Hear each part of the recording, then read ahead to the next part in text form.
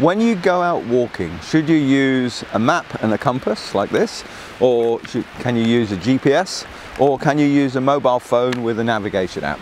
Some people have very strong opinions about this, so I can only give you my personal opinion, which some may disagree with, and you know, that's fine. Now, I would say there is no best or worst. It all comes down to what is the most appropriate for the location that you're in. As an example, if you're up in the mountains, a map and a compass will be ideal. In other cases, assuming you have no problems with your batteries and you know everything's fine, a GPS would be great. Other times, I'd suggest using a mobile phone with a navigation app. Now, I'm not in any way telling you what to buy. I don't do that, I never do. And I'm also not telling you what you should use. As I said, it's only my personal opinion. You know, it's a free country, so you can do what you want. But if you really want to use Google Maps when you're walking around the tops of the mountains, as I said, it's up to you. But I think some of the mountain rescue teams may have more to say on that matter. Now, I know some people will expect me to say you should always use a map and a compass, but you know, that's not the case. As an example, there are times when I would suggest that a mobile phone with a navigation app, you know, that would be the most appropriate thing. So let's say that I'm not here in the mountains. I'm in Dod Wood, by the way, which is just on the lower slopes of Skiddaw. So let's say that I'm not here in the mountains, and let's say that I'm here in London, outside the Houses of Parliament behind me. Now, whilst I'm here, I think what I'll do is I'll be a tourist and I'll go to St Paul's Cathedral just to take a selfie. Walk south on Whitehall, A3212. So from here, I need to go up Whitehall, past Downing Street and Horse Guards. Take the third exit onto Trafalgar Square. And then once I get to Trafalgar Square, I turn right along the Strand, past the Savoy Hotel and the Australian High Commission, and then onto Fleet Street after I've gone along the Aldwych. Walk east on Ludgate Hill towards St Paul's Churchyard. And at the top end of Fleet Street is the St Paul's Cathedral. Now, would I do this when I'm in the hills? Would I use Google Maps when I'm navigating around the hills? Well, what do you think? I mean, let me just get it up. There you go. This is the Google Maps of my area where I am now. As you can see, it's not much use, but that's okay, because Google Maps isn't designed for areas like this, you know, up the hills. It's designed for cities and roads and towns and what have you. Now, there are some apps which will show your location, or they claim to, you know, on a map on your screen, but I don't know enough about them because I haven't got one to be able to give you any qualified advice, you know, on whether they're accurate or not. So unlike some people on YouTube, I only tend to talk about what I'm qualified to talk about. But anyway, back to which is best. In this type of country, we really only have two options. We've got a map and a compass and a GPS. Now, I have to say that I've met some really grumpy old men. They're always grumpy old men. And they will say things like, you should never go out your front door, never leave your house without a map and a compass and know how to use them perfectly.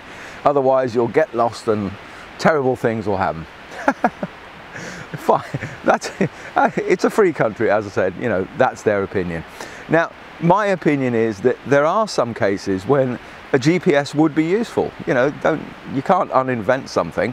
So, okay, if you know how to use a map and a compass quite well, you'll virtually never need a GPS because you'll always be able to find out where you are.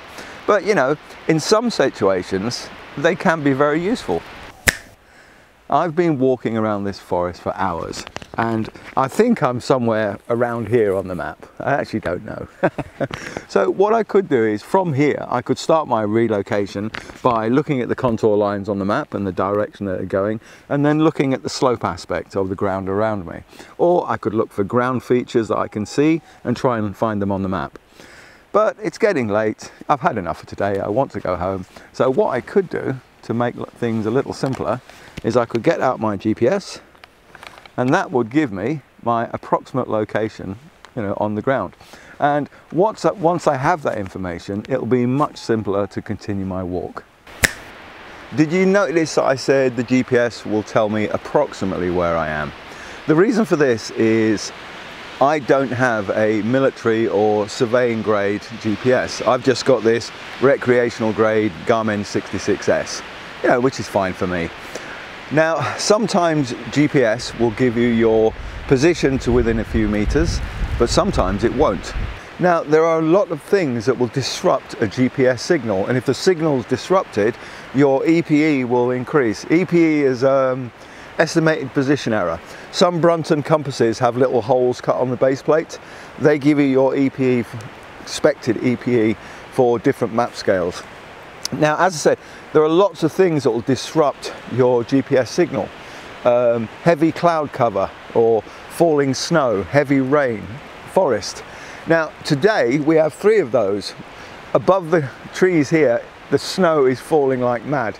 This is why I've come to hide in the forest. There's also really thick cloud cover, and as I said, I'm stood in a forest. So here we go, let's get it up. The Google Maps at the moment tell me that I'm standing, there you go, hopefully you can see that.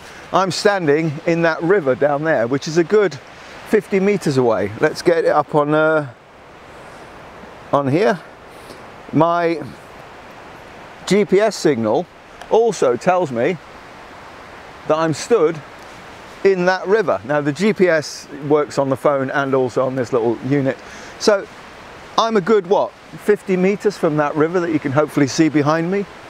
So 50 meters, I mean, if you're walking across the open fells, 50 meters is nothing. You know, you're looking for your tent, 50 meters away you'll be able to see it. But where I tend to operate, there's a lot of cliffs and crags and gorges and what have you.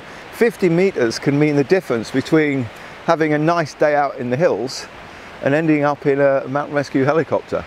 So, you know, anybody that tells you that GPSs always give you your position to within a few meters, you can show them this video. As an example, a good thing. Now, I can pinpoint exactly, you know, literally to within a meter or so of where I am on the map. So GPSs are a good idea, but you know, please don't rely on them all the time. So to answer the question, which is best, a map and a compass, a mobile phone app, or a GPS? As I said, my personal opinion is, which I appreciate some people may disagree with, is that there is no best or worst. In town, a mobile phone with Google Maps or MapQuest or HereWeGo, there are lots of different apps. A mobile phone will be fine. Up in the mountains and the hills, you really should have a map and a compass and the knowledge of how to use it. Okay, having said that, as long as you have no problems with your batteries, a GPS is always a good idea to carry. Just stuff it in the bottom of your rucksack and forget it, just in case. Okay, thanks for watching.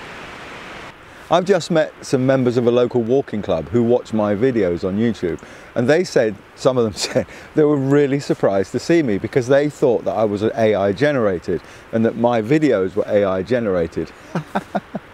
I'm not really sure how to answer that. So I know what I'll do. I'm going to take a selfie. Here we go. Let me take a selfie of me. There I am. So there you go. I've taken a selfie, and I'm now going to use my mobile phone, because mobile phones are amazing nowadays. You can do virtually anything you want. Here in the middle of the mountains, getting snowed on quite heavily, the snow's picking up. Anyway, I'm going to generate an AI presenter for this video, or for my future videos. Someone who, you know, gives the videos a certain kudos. So give me 10 minutes and I'll come back to you, and I'll make a presenter for future videos who will be a lot better at it than I am. So I've asked the system to duplicate me a number of times, and I've put in the description of the avatar that I want to create. So I've described me. Now, I'm qualified to assess land navigation up to the highest level. I'm a qualified mountain leader, I'm a qualified climbing instructor, I'm a member of the International Association of Ski Instructors in Geneva, etc, etc. I go through my life collecting certificates. So I've asked it to create an avatar based on those, or that criteria. It would be those criterion, or criteria, I don't know, criteria? Who knows? So this is what it's come up with. I'll put this onto your screen. So from those pictures on there, I'll give you which is the AI generated models and which one is the only human. Which would you prefer to present your videos? I bet nobody would choose the only human, the only real person on that picture. Oh well. So anyway, to members of all walking clubs, I'm a real human.